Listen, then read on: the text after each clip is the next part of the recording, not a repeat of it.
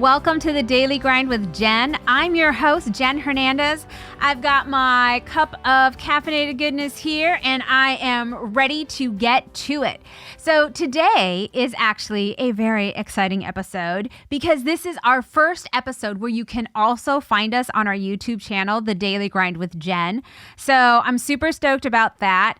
And you can still find us wherever you've been finding your podcast thus far. The podcast is still going to be there. However, if you hop over on YouTube, just put in The Daily Grind with Jen, you also get to see me, my dear friends. And from time to time, there will be some additional bonus content on the YouTube video. And today is one of those days. So stay tuned so that you can get the bonus YouTube content. So in terms of a roadmap, what we're going to be talking about today, I'm going to be giving you guys a Team Hernandez update and also share a little bit about my thoughts on this latest COVID lockdown that we have here in our state, the great state of Washington, and the impact that it is having on I guess, it's having on the family, but really some of the impact that I see it having on, I would say, more the emotional and mental health side of things, just kind of the natural ramifications that come out of additional lockdown restrictions. So that's kind of be what I'm going to be sharing about today. And so kind of just jumping right into it, I feel like every time I turn around and someone says, "Hey, how's it going? What's going on with you guys? I hope you guys are staying safe."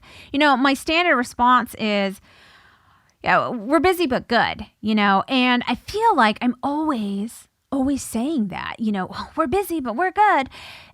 But it's true. It is so true. It has just been an incredible busy season, and it feels like a busy season with no end in sight, which is just kind of exhausting, quite frankly.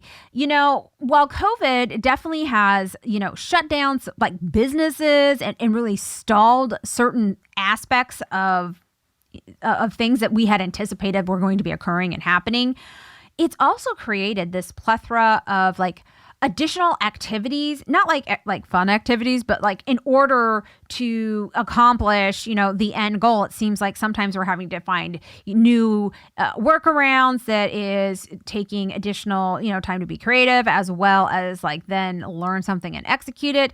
In addition to which, it's like there is this never ending to-do list. And I do mean never-ending to-do list. And it's not just like with at-home never-ending to-do list or with the kids never-ending to-do list.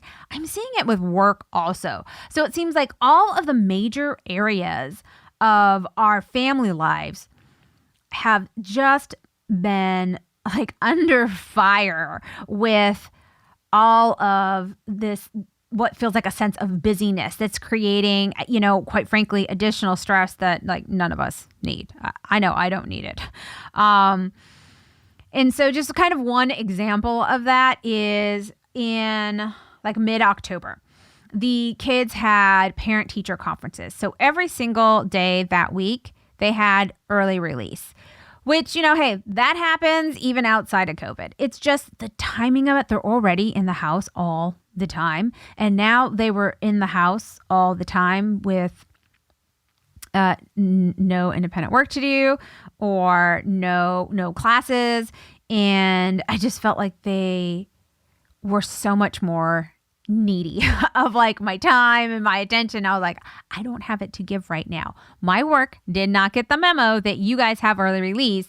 Mommy still has a lot of stuff she needs to get done. And of course, it came the week after I had these big depositions that I had spent all these time prepping for them and then conducting. And so I was behind on like every aspect of my job, it felt like.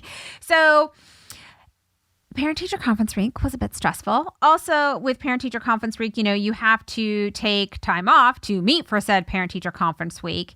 And then I'm sitting there in like these Zoom sessions for parent-teacher conference week, and I'm hearing about all the things where my kids are maybe behind in certain areas.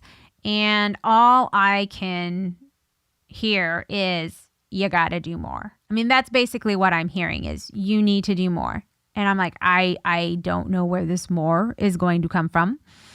I am not too sure how much more there is. I mean, quite frankly, I'm happy that I'm standing and I took a shower today, people. Like, yeah, are you kidding me? More? Like, we've been doing a ton, is what I wanted to say. And what I wanted to say is the reason why she is behind in math, and you think that she's about half a year behind in math, is because y'all stopped teaching math. And this is what happens when you leave mommy, who was not a mathematician, to be the full-on teacher for everything. So yeah, they're going to be behind in math. What did you expect? Was what I wanted to say. I did not say that though. I probably would have felt better if I would have. But at the same time, I get that the teacher, they are doing the best job they can now as well. But it just was frustrating to hear. I guess that's really what it comes down to. Parent-teacher conference was frustrating for a multitude of reasons, and some of it was the content that the teachers were actually saying was a bit frustrating to me. Also, with parent-teacher conference week came IEP meeting for David, which I think actually happened like the week before, roughly, or like right around the same time period. But we had to do that as well.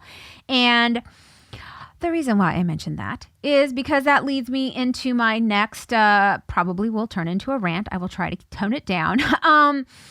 Thing that just quite frankly had me super hot. So we have the IEP meeting. It is decided and it fully acknowledged by all participants in the IEP meeting that David is behind. Yeah.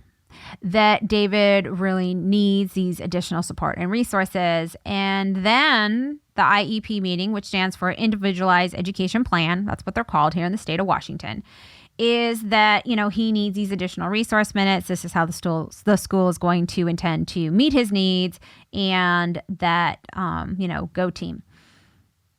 So, flash forward right around the parent-teacher conference time, might have been the week right after. And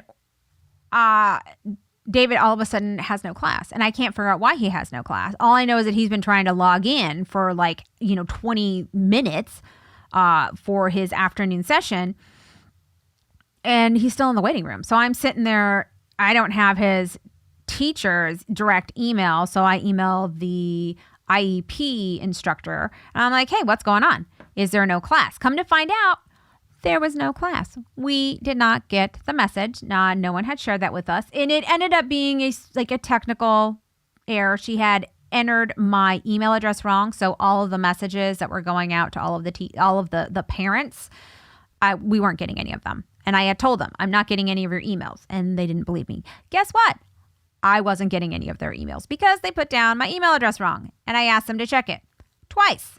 Finally, on the second time, they did check it. They did realize it. And they did get that fixed. So that has been fixed. But what came out of that was that the teacher, who was actually a paraeducator, was out sick that afternoon. Hey, that happens. That's fine. We don't have an issue with that.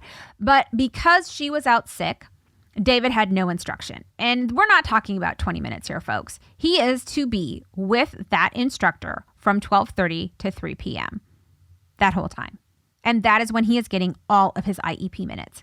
And nothing on days when she either has an appointment or is unavailable or is sick. I was not happy.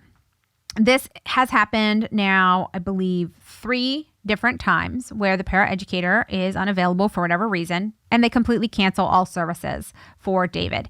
I was so hot about it this last time. I emailed the instructor and I was like, I am not upset that the paraeducator had sick leave. Look, she's entitled to her leave in time. I think she should be able to use it. What I am upset about is that these are minutes that David is missing. We just went through this hour-and-a-half meeting for his IEP. We all agreed that these minutes are absolutely crucial, vital, and necessary for him to meet his goals. And you're telling me when she's not available, you don't get a substitute? This is crazy. And yeah, that was the response. Well, sorry, Mrs. Hernandez, but the school district does not authorize a substitute teacher for a paraeducator unless all of their leave is exhausted or they're gone for 5 days straight. And I was just, my mind was blown in a very bad, negative, and I will say cranky way. And my response is, well, I'm sorry. I get that you do not have a budget for that the district has not authorized you a budget for that. Quite frankly, that's unacceptable in my opinion then. Like, I'm not mad at you. You're just giving me the information, but that is disheartening and that is absolutely 100% unacceptable that our district thinks that that is somehow an appropriate response. And here is why I'm also so worked up about this. The interesting thing about the state of Washington is that our kids are actually constitutionally entitled. That is right. It is in our state constitution that these children have a right to basic education. Now, someone might argue that receiving additional resource room minutes is above basic education. My response to them is no. It is not above basic education. That is part of basic education. If my child is significantly below grade level, and he is, and we have gone through all of the required and necessary steps to get the IEP, the Individualized Education Plan, and it is agreed by all parties that this number of minutes is required. Quite frankly, I already think you're shortchanging my kid by doing it over a Zoom session and not in person, but I know I'm not going to win that battle. I will fight the battles that I think are worth fighting and that I might actually get a shot at winning. I'm not going to win that battle right now. Like, that's just not going to happen. And I know that. However, there is no reason why the district cannot pay for a substitute teacher to handle the fact that these minutes are required, they are necessary, the children are constitutionally entitled to their education. These minutes are vital to said education. Ergo, pay for it. If you don't have the money for it, you know what? Y'all could also troubleshoot. You could you're always getting our kids about problem solving. Y'all could problem solve. It's a Zoom session. You can't add another class to the Zoom session. I know the whole point of the small groups is to truly, keep them small, 3, 4, 5 kids. And so I'm sorry, maybe you have to double kids for a day. Or maybe you take the class with the teacher is sick and you split up the one kid throughout various different classes and so that they can all get some time in. It's only one extra student as opposed to taking in 3 or 4 extra students. There are several different things that the district could do. And the fact that their choice is to sit on their hands and do absolutely nothing is appalling. So, that has me pretty worked up. I'm pretty cranky about that one. That has been going on. That was in October. Still not over that one. Oh, and also, do you know what also happened in October with the schools? Oh, I'm on a roll now. So that same week where I was saying, the kids are like driving me up the wall because it's, early release and parent teacher conference. So one of the services that David also gets is he meets with a speech pathologist. He's supposed to have roughly half an hour once a week. So his session with the speech pathologist was not going to be able to occur because their sessions are on Friday afternoons and there was going to be no school. However, apparently she was worried about making sure that she checked off her box that he got all his minutes. So her grand idea, which I am not thrilled, but honestly, she can legitimately do this. I'm just frustrated the school district is going this route. She sent me an email giving me directions about how to log on to what is the Canvas app. It's an app that the kids use to kind of track down assignments and whatnot. And, to go to her page, which links to click, and that there would be a separate speech assignment for David and me to do with him. And that would count towards his minutes for the week. What I was so frustrated about was it could have come at a worse time, but it certainly didn't come at a good time. That's for certain. And I was already pretty upset about just the whole week had been stressful with them on early release and me being behind at work. And I was just like, you have to be kidding me. You are worried about making sure that you check a box that your minutes get in. And so now we have to do your job, basically. I'm not a speech pathologist. There is a reason why he gets speech services with a speech pathologist at the school and not just hanging out with mommy working on stuff, So the fact that now they're throwing it back on the parents is just really frustrating. There was an emergency rule that was enacted Oh, I'm iffy on the dates. I don't know if it happened when they shut down the schools in April or if it occurred after that. But I know that the Office of the Superintendent, I think it was, that put through an emergency rule that basically allows schools to do this because of COVID. And it's a frustrating rule for if you're a parent, particularly if you're a parent of a child with special needs. But it does allow the school to account for basically otherwise non-orthodox or ways that typically would not count towards your minutes. It allows them to utilize. So in my mind, it burden shifts is what it does. It burden shifts the education of the child where it typically used to be in the classroom with like the teachers and the specialists. It burden shifts it to the home. Now, I'm not trying to say or suggest that the home is not responsible for helping out and for supporting their child and their education, because I think that the household is responsible for that. And ultimately, it's the household that should be, caring the most about their child's education. But at this point, this household is burnt out. This household is on its last strand of sanity. And the speech pathologist basically putting that back on me that week, I did not receive that message with the best heart.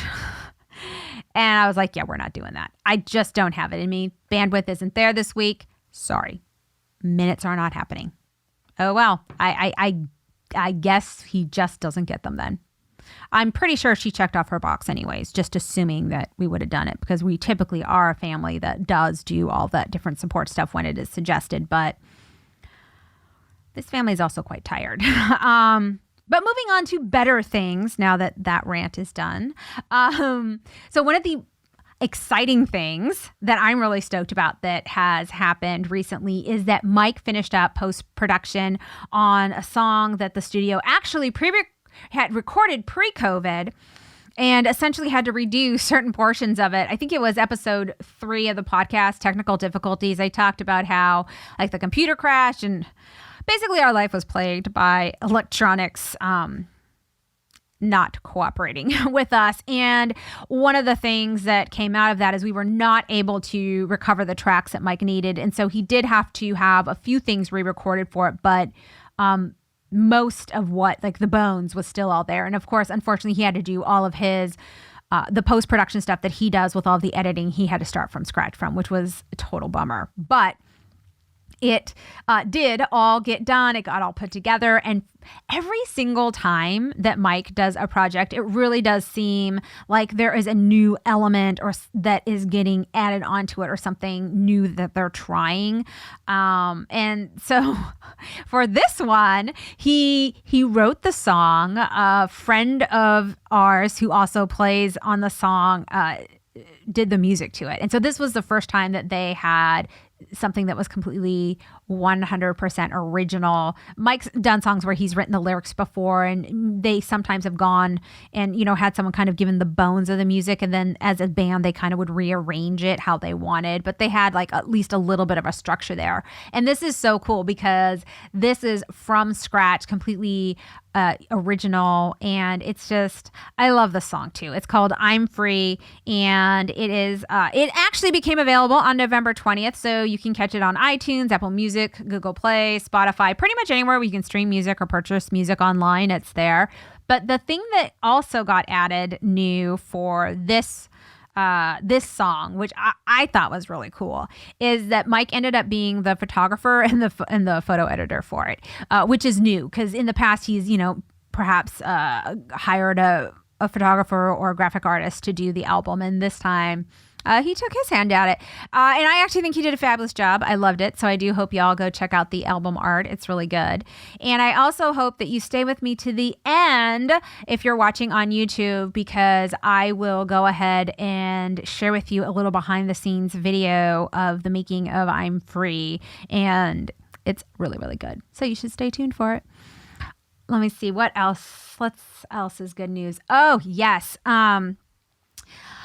I think I had shared with you guys last time I had started a mommy reading challenge for David and Elena, and we are still doing that. It is still going strong. The kids have been very proactive about it because they like the prizes, so that did work.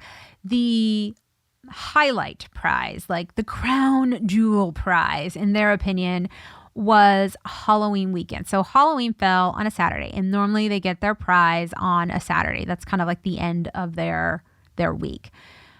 So for Halloween, because it fell on that Saturday and they had done all of their reading, they earned what we ended up calling the Monster Mash Pizza Party with their cousins. So they had not seen their cousins since February, since Elena's birthday in February.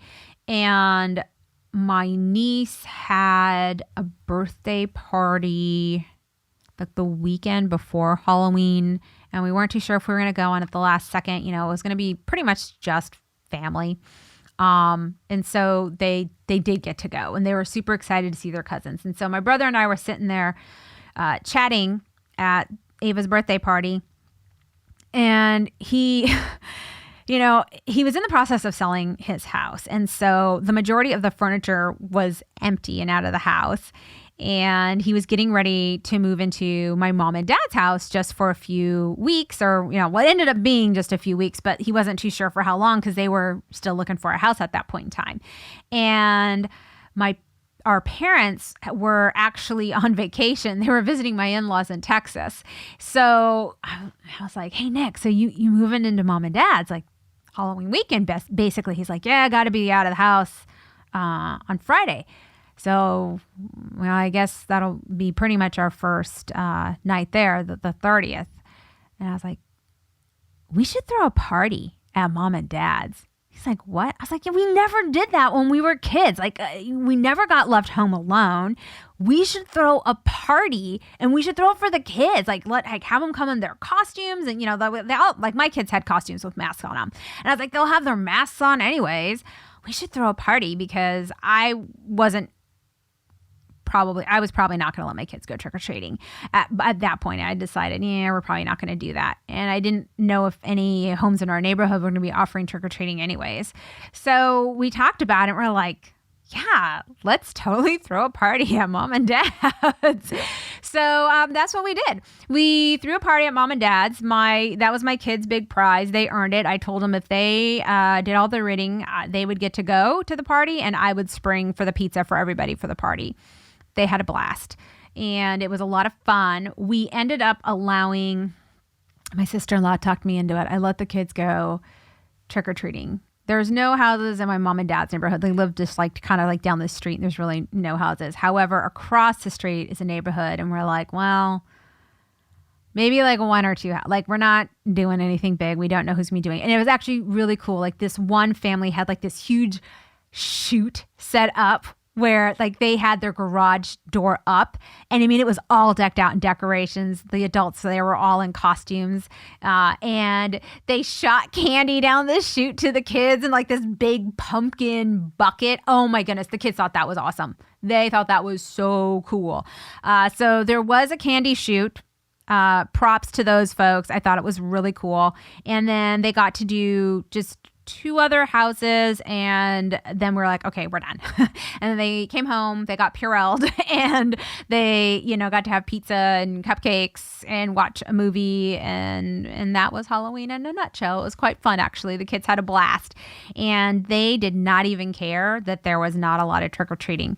And I will have you know, I did make sure my children had an obscene amount of candy. I had gone out earlier that week, and I bought up the amount of candy that we normally would like give out for a Halloween night.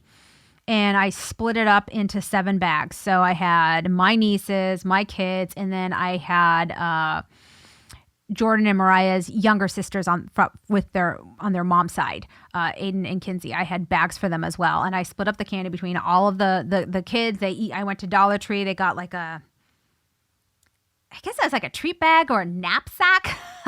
They were heavy. When they were done, they were heavy. And there was other things in there like crayons, color pencils, like glow sticks, things like that. And so we got to deliver our treats, which was a ton of fun. And at the time when we were delivering our treats to Aiden and Kinsey, they were actually outside carving pumpkins. And so we got to visit with them outside for a little bit, which was a lot of fun. And it was nice, just so my kids could see other kids and interact with other kids. And then that night they got to have their Monster Mash with their cousins, which was a lot of fun. And yeah, so kids got a kick out of it. It was great. One of the other, I guess the other big update, well, there's two other ones. The Saxon update. So I had shared with you guys that, he was going to the vet and he was having some problems. We have gone through x-rays now, and the long and the short of it is that Saxon is getting ready to go see a neurologist now, a specialist, because it appears he likely has what's called degenerative myelopathy, and it's called DM for short. Basically, it is from what I understand of it, a disease that attacks the spinal cord in the dogs, and essentially they ultimately will become paralyzed. So he's doing pretty good right now, but that does appear to be what it is. The neurologist hopefully will be able to either tell us definitively that's what it is, and maybe share with us if there's something that we can do to help him retain use of the legs for longer. So what we're seeing is he's starting to go paralyzed. And the vet that we were taking him to, she's wonderful, and we really liked her. She was explaining that essentially she has done what she can for Saxon, and that if there is something else to be done, she doesn't know about it. So hence the neurologist. So we'll be going there the week after Thanksgiving. So hold a good thought for us as Saxon goes to his new that they come, just highly recommended from a number of different people, as well as the vet did recommend them as well. So I am hopeful that we will at least have a bit more information and see what goes from there. The other, I would say the last big update that I'm going to give on Team Hernandez is a good one. So I wanted to save it for last. So I have shared with you guys along the way quite a bit about Jordan's journey in the Army. And we got a text. I got a text this last week letting me know that, yes, he did have his assessment test coming up. And so I was like, all right, I'm praying for it. I believe you can do this. And he texted me that next morning. I didn't see it at first when it came in, but he passed. So he is going on to the next step. And I'm not too sure exactly when his school starts, but we are over the moon, thrilled, excited, and proud for him. Oh, this is just good news. It's so, so good. And it is one step closer to being able to come home, which is the other thing that we're also really excited about. So I think his school is a couple months, about 2.5 months, and then he has airborne afterwards. But it's just so exciting to see him progress. And I know that he has just been waiting for this opportunity to, I think, in part, prove to himself and to everyone else, but also in big part to get it done with, because he can't, come home until he can take this class. And so we're so very excited about that. So yay, that's our Team Hernandez update and wrap up for this episode. What I wanted to talk to you guys a little bit about now, though, is our latest shutdowns here in Washington State. So I want to say it was last Sunday. Yeah, it was last Sunday when we knew that the governor was going to be announcing, updates and additional restrictions. So everyone knew that this was going to be coming. It was going to be coming down on Sunday. And we happened to be at church when the governor was scheduled to make his announcement. So we knew we weren't going to know what was happening until afterwards. And we just figured, well, we want to go and enjoy church while we can, because we're not too sure what will happen and what will come next. And it was a good Sunday. That Sunday was a good Sunday. It really was. Worship was just super powerful. It was amazing.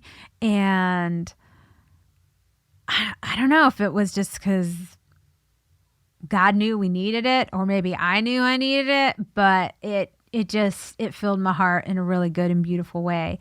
So Mike and I were actually talking about how awesome church was and worship was that Sunday, when I was like, we forgot to, look up the announcement to see what the restrictions are. So we pulled them up and, started skimming through them. And the one that really just kind of just hit me in the chest, that I had a difficult time accepting, was the restrictions to religious gatherings. So I don't remember what the building capacity percentage breakdown was before this last one. So the capacity now, they're 25% capacity or 200 people, no more than 200 people, whichever is less. So I was like, okay, we were not anywhere near building capacity anyways. A number of the congregants have continued to view the service through the live stream or watch it on video afterwards. They have not felt, comfortable coming to service. And I'm like, I totally get that. That's why there's this other awesome avenue to still, partake in a religious service.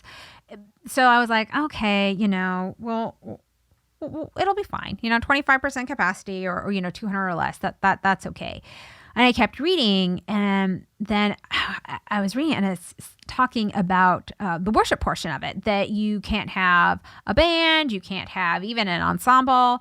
And I was going through, and I was like, well, what can you have? So you could have a soloist, and that was about it. And the other part was they had to wear masks the entire time. So everyone at church was required to wear a mask anyways. The only folks that did not wear a mask were the singers.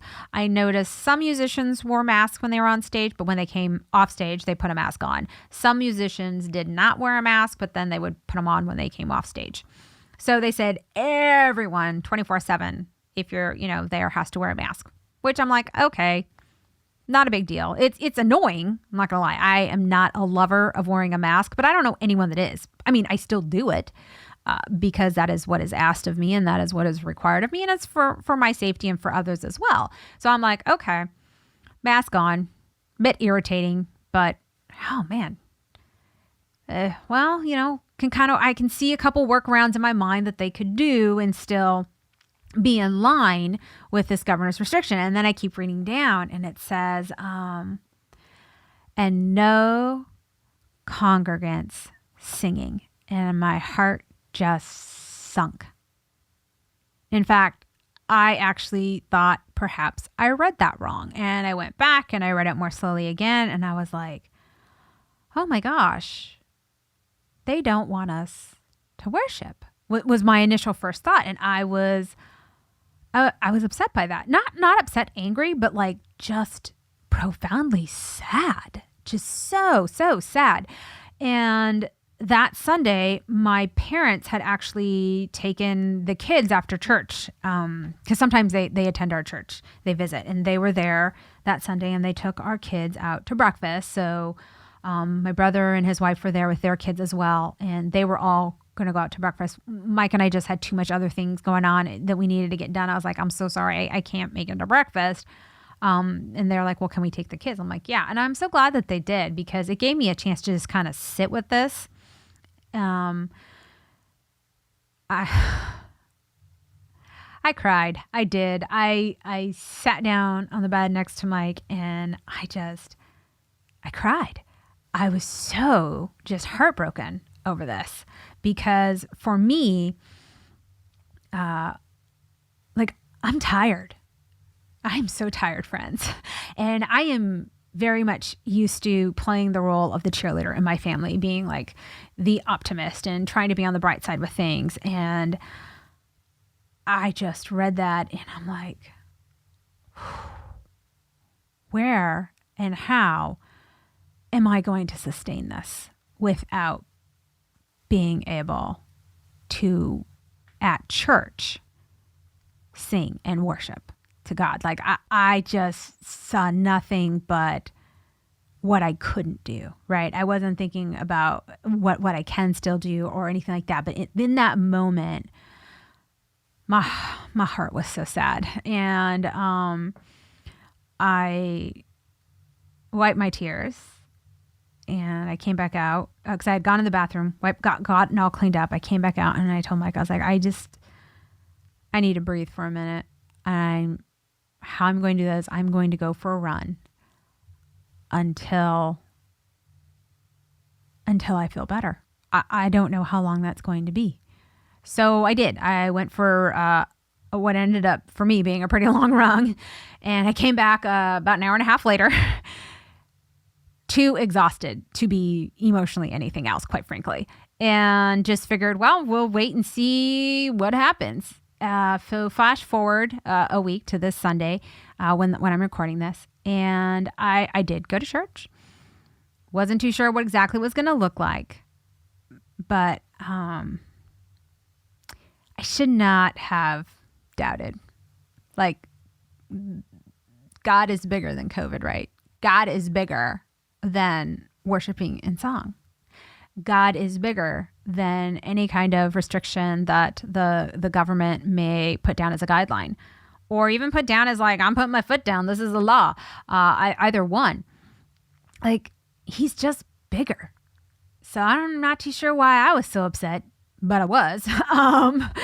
And like, yeah, God totally showed up in church this Sunday. And I told Mike it was powerful to me and it was beautiful because God was there. And really, that's all I need. That's what I needed. My fear was that I was not going to have that communion with God, that moment, that relationship where I am just kind of giving him my heart, my troubles. Because for me, I've always connected to God in the most meaningful way has been through song.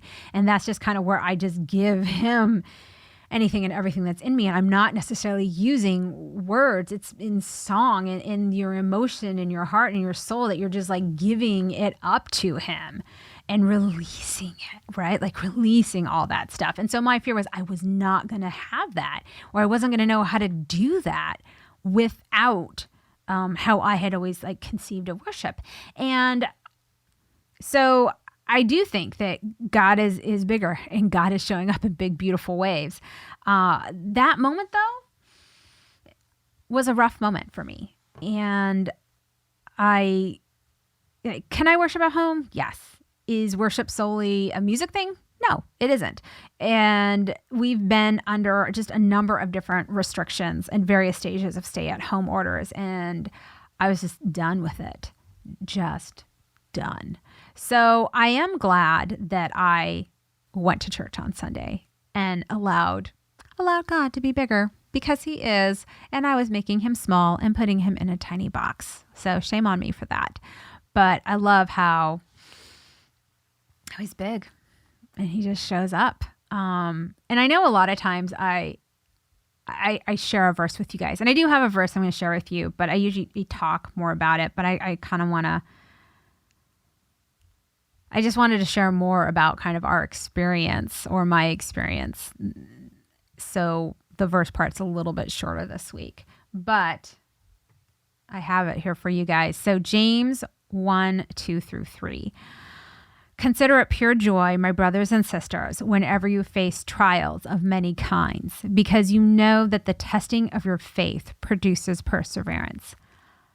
I love James. I love the book of James. And I've always loved this verse, in part, quite truthfully, because it talks about trials. And when I really first connected with the book of James, I was a trial attorney. So when they talked about, consider it joy, and when you're facing trials, I always just kind of dug it. The parallel between, a court trial where you are trying something and the trials that we come across in our personal and our daily lives.